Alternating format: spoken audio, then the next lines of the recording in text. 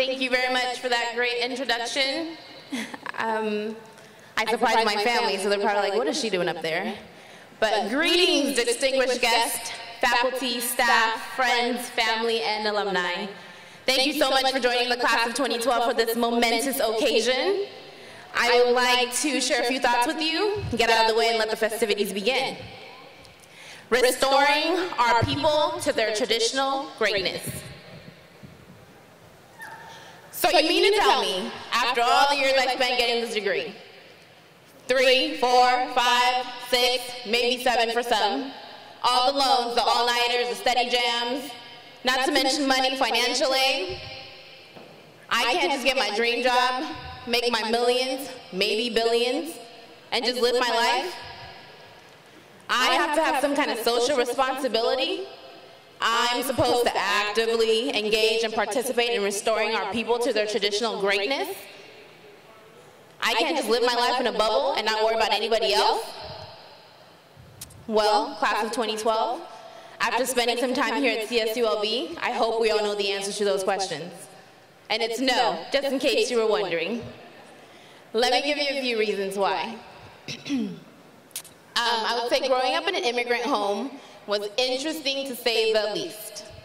My family's from Ghana, as they mentioned. It's a country in West Africa, just in case you weren't sure.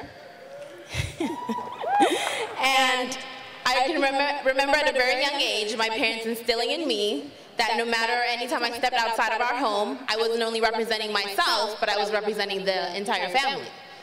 And they took it even further back. They said I wasn't just representing the family, I was representing the lineage of people that came before.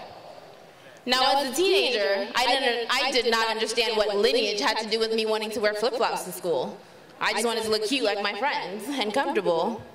And I must say, I didn't appreciate it then, but in retrospect, it certainly helped the way I carry and represent myself. Now, you may not have had the same upbringing I did, or identify with my story, but I know you're sitting here where you are today because somebody had to work multiple jobs and long hours in order for you to be sitting there to get your degree. Somebody put their goals, their ambitions, their dreams on hold in order for you to attain yours. Somebody provided words of encouragement and said you could when others said you couldn't or underestimated you. Somebody believed in you when others said otherwise. Somebody believed that you would live when others said you would only live to a certain age. Now, as an adult with sickle cell disease, I can definitely identify with that, because they said I would only live till I was 18. Somebody, thank you, praise God. Somebody fought, bled, and died in order for you to be where you are today. Somebody's tireless prayers protected you when you made really stupid and hazardous decisions. We've all done that. Therefore, in everything that you do, no matter your field of influence, whether it be music, art, business, science, remember that you're not only representing yourself, but those people who helped you attain your degree.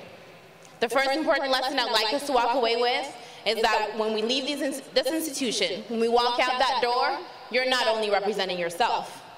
Now, class of 2012, this is our conscious reality. It may be unfair, but hey, we're walking on the backs and shoulders of the people that came before us. We have to ensure that we make ethical and sound decisions. We also have to ensure that we don't contribute to negative stereotypes or perpetuate them. We have to be great. We have to be global citizens and be aware of our impact on this world. I'm not asking you to come up with a cure for cancer. I'm just saying at least don't spread it or spread other diseases. Now, I personally feel that we have no other option but to succeed. Theodore Roosevelt said, "It is hard to fail, but it is even worse to never have tried to succeed." And I read a funny article last night about commencement speeches, but one takeaway was the hit by the bus rule. I say that we should ask ourselves, would I regret spending my life this way if I were to be hit by a bus next week or next year? More importantly, does this path lead me to a life that I would be proud of 10 or 20 years from now if I don't get hit by a bus? The second lesson I'd like us to walk away with is that greatness is within us, and we have to know our value. Now I have one question. I don't have very much time, so just shout it out at me. Who knows where the most important real estate in the world is? Africa, Beverly Hills, Dubai, Paris, Hamptons, London, Rome? No. As my pastor, Wayne Chaney Jr., and this is a shameless plug for Antioch Church of Long Beach, the most expensive real estate in the world is you. That's right, class of 2012, it's you. Wars have been fought over that real estate. Companies spend billions of dollars just to get a piece of that real estate and a piece of your buying power. Blood has been poured, sacrifices have been made for that real estate. Now you have to know that you're a prized possession. And with your degree, I charge you to know that you have the ability to restore our people to greatness.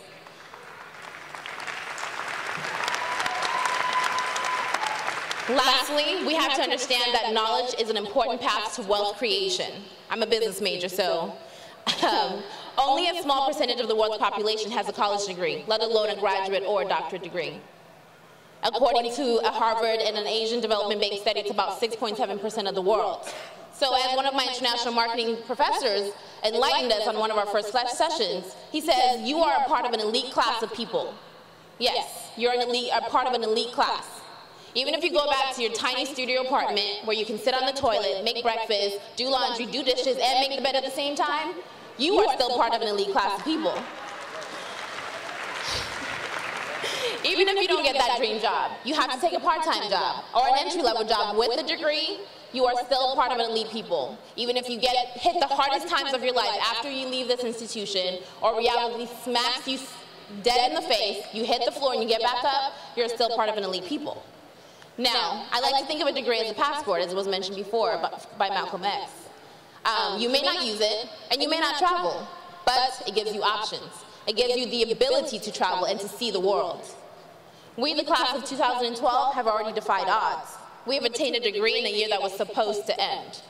So think about the fact that you're sitting here today. Think about all the people that came before you, all the generations before. From the beginning of time, your life was so precious and so valuable enough that you are sitting here today. Granted, you may hear negative things or see negative images about us. People may tell you all the things you will not do or cannot do. However, I ask, what should we choose to believe?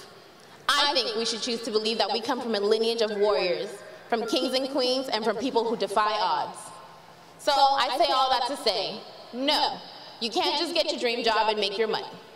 You are responsible, you are empowered, you are charged, and you are expected to use your degree to restore our people to greatness.